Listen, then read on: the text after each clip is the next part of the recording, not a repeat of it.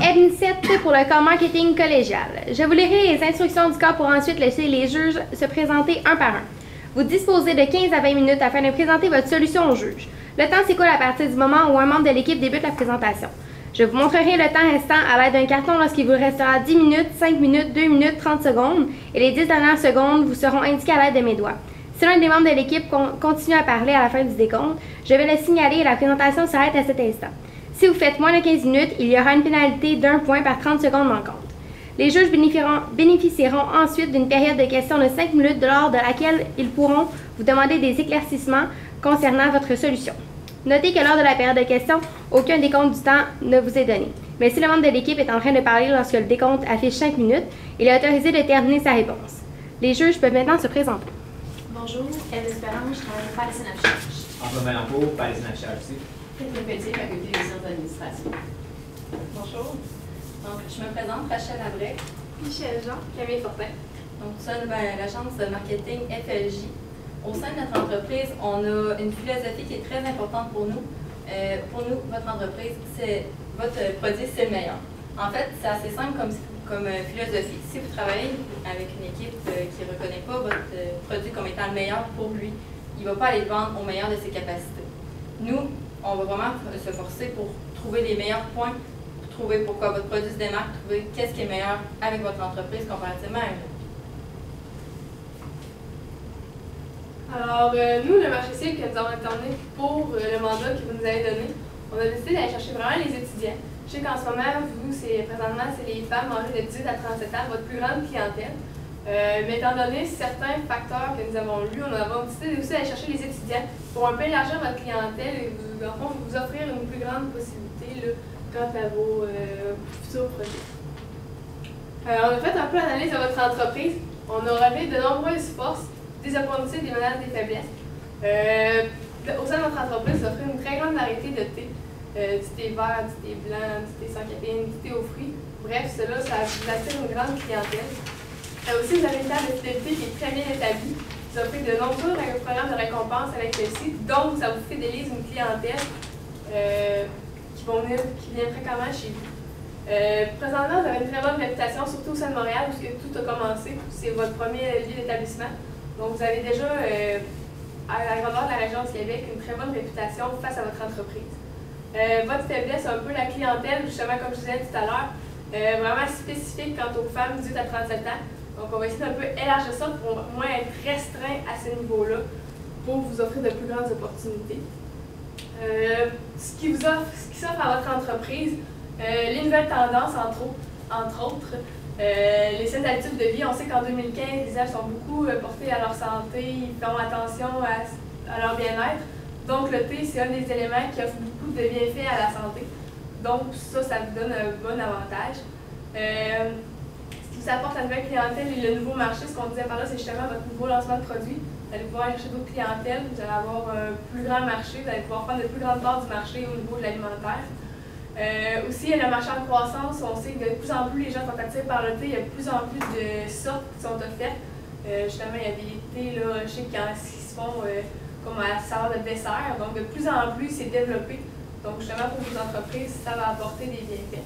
Les menaces, par exemple, justement, vu que c'est un secteur qui est justement en forte croissance, beaucoup de concurrents de plus en plus s'installent, surtout à Québec, Montréal, dans les grandes régions. Donc, il faut faire attention. Et surtout, maintenant, vous avez décidé d'aller chercher un nouveau secteur, ce qui est les pâtisseries. Donc, bien aller chercher la complémentarité de ces deux produits-là au niveau du thé et des pâtisseries. Et non, aller vraiment les différencier. C'est quand même deux marchés très différents l'un de l'autre. Donc, on vous a trouvé plusieurs possibilités pour votre entreprise. Donc, on va commencer par vous énumérer nos propositions qu'on a trouvées ensemble. Ensuite, on va élaborer sur le budget et l'échéancier de toutes ces solutions, ainsi que les mesures de contrôle, vu que c'est quand même assez important donc, de savoir si les solutions ont été rentables à l'entreprise. Donc, pour notre événement, pour tout ce qui est pour l'événement, pour le lancement de vos pâtisseries, pour attirer une nouvelle clientèle, pour la fidéliser, pour aller vraiment cibler nos étudiants.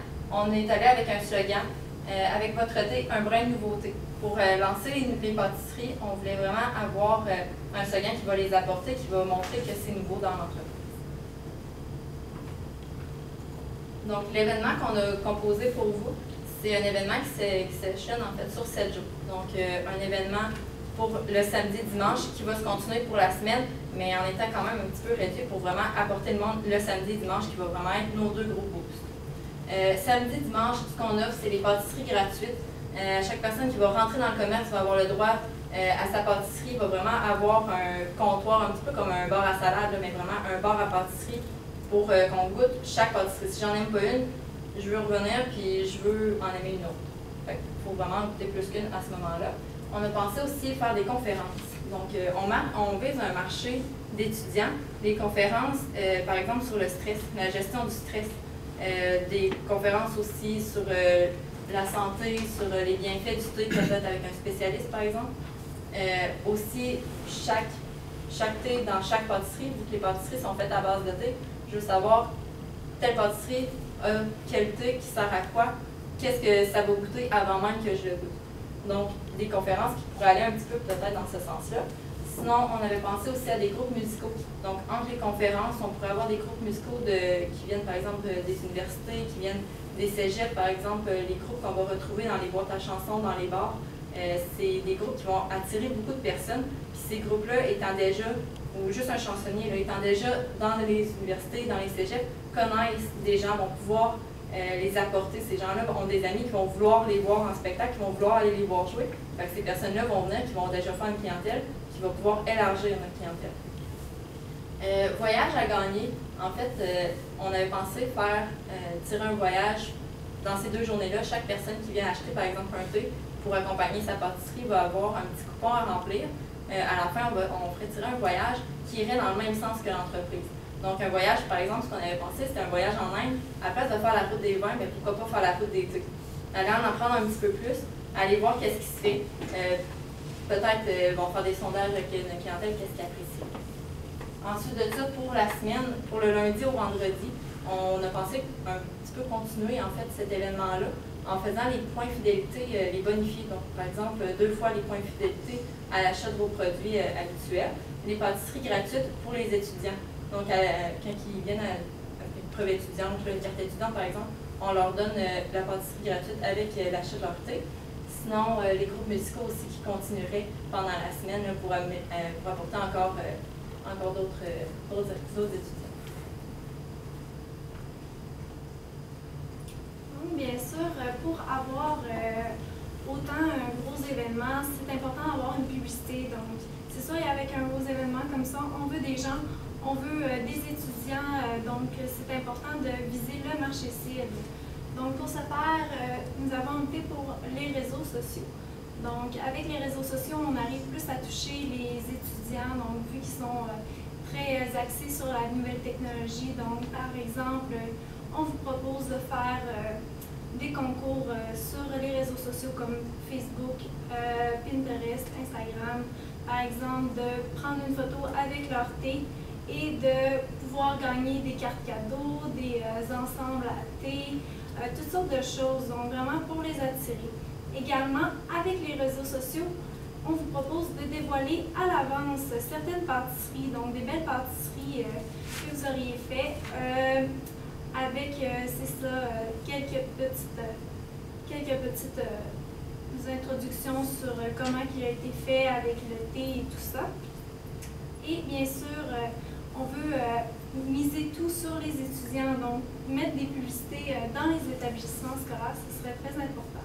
Donc imaginez une belle grande pancarte, environ cette grosseur-ci, avec la couleur, beaucoup de couleurs, au centre une pâtisserie avec le slogan avec votre thé, un brin de nouveauté, avec l'événement d'inscrits, les concours qui s'appliquent, avoir ces publicités-ci vraiment affichées, par exemple, dans les cafés étudiants, là où est-ce que les gens qui aiment déjà beaucoup l'été, ou également dans les corridors plus achalandés, dans les salles de bain. Donc, ce serait quand même assez important.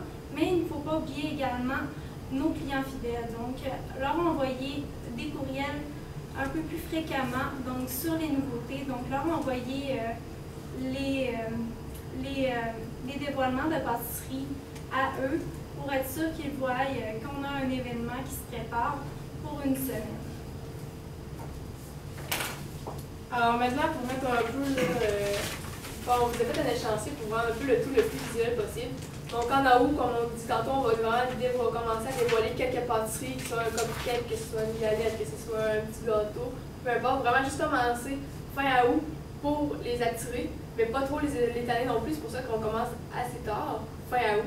Septembre, on a décidé de commencer les établissements scolaires. De toute façon, avant ça, la période où l'année scolaire commence. Donc, commencer en septembre en même temps. Octobre, vraiment commencer avec notre événement fort. Début octobre, on va y aller en grand, faire l'événement une semaine au complet. Après ça, le concours, on va mettre ça au mois de novembre. Continuer un peu à faire la promotion des nouvelles pâtisseries que vous offrez. Dans le fond, le concours selfie, justement, qu'elle disait tantôt. Et ensuite, en décembre, on va commencer les mesures de contrôle, mais c'est sûr que justement, vu que ça fait juste 2 mois, on ne peut pas trop évaluer la situation. Donc, juste voir si un peu on a augmenté le nombre de ventes de cartes de fidélisation. Juste évaluer si on est bien parti ou pas. C'est sûr que le plus gros va se faire après 6 mois et après 1 an, vraiment voir si les investissements vont avoir rapporté. Pour ce qui est du budget, on avait un budget alloué de 100 000 $.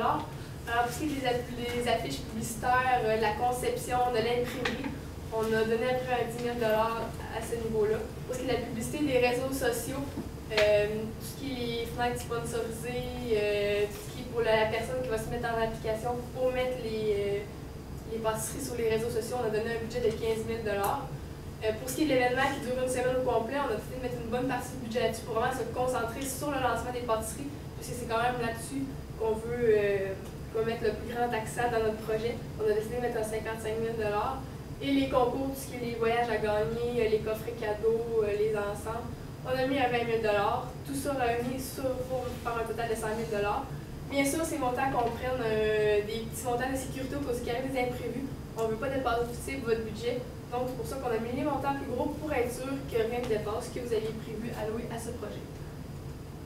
Donc, c'est bien sûr, c'est un gros montant, 100 000 $, donc il faut être sûr que ça va être rentable. Donc, il faut avoir certaines mesures de contrôle pour vérifier également la rentabilité du projet. Donc, bien sûr, comme ma collègue Camille l'a dit déjà, c'est un peu dur après 2 mois d'évaluer exactement si le projet était rentable. Donc, on vous propose pour commencer surtout de faire les sondages, donc sondages sur les réseaux sociaux par exemple, soit des fiches commentaires que les clients remplissent pour savoir s'ils aiment les pâtisseries, s'ils viennent régulièrement, s'ils ont aimé le service et tout ça. Ensuite, voir aussi sur les réseaux sociaux si le nombre d'abonnés ont grimpé. Également, dans les états financiers, c'est sûr qu'au départ, c'est un peu plus difficile. Donc, par exemple, vers la fin décembre, vous pouvez quand même regarder un peu les ratios, l'évaluation des ratios de rentabilité ainsi que vraiment les chiffres d'affaires. Puis, bien sûr, vérifier les objectifs fixés, s'ils ont été remplis. Donc, par exemple, pour 2 mois, est-ce qu'on a vraiment eu la quantité de pâtisserie, par exemple, qui a été vendue? Donc, se fixer des objectifs, vraiment réels, bien sûr. Donc, il ne faut pas oublier que pour nous, votre entreprise, votre produit, c'est le meilleur. Votre entreprise, elle a conçu certains produits qui ont été vendus, qui sont déjà très bien connus, qui sont très populaires. Votre clientèle les aime, il ne faut pas les perdre, il faut simplement les rajouter avec ça. Il faut que les nouveaux produits soient à la hauteur, sinon même mieux que les anciens qu'on avait. L'idée d'avoir du thé déjà dans les pâtisseries, c'est une excellente idée. Vraiment, quelqu'un qui adore un thé matcha, par exemple, va adorer la pâtisserie qui va avec. On peut découvrir des nouveautés comme ça.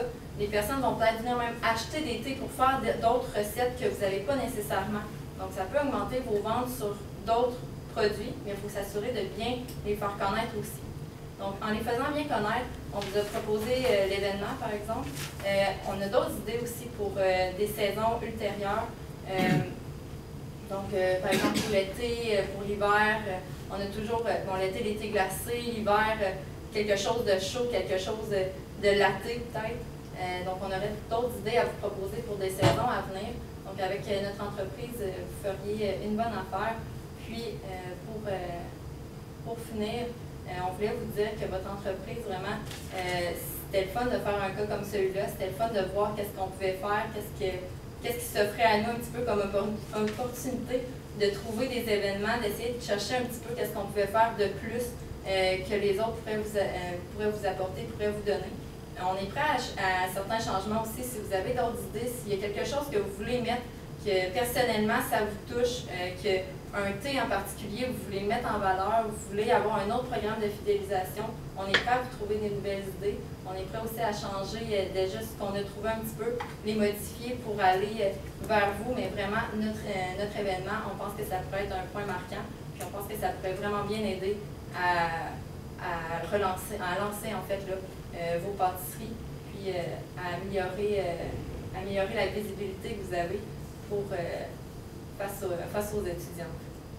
Donc, on tient vraiment à vous remercier de votre présence ici, de nous avoir écoutés, de nous avoir vraiment regardé nos solutions. Donc, on vous souhaite le meilleur pour votre entreprise. Merci. Merci.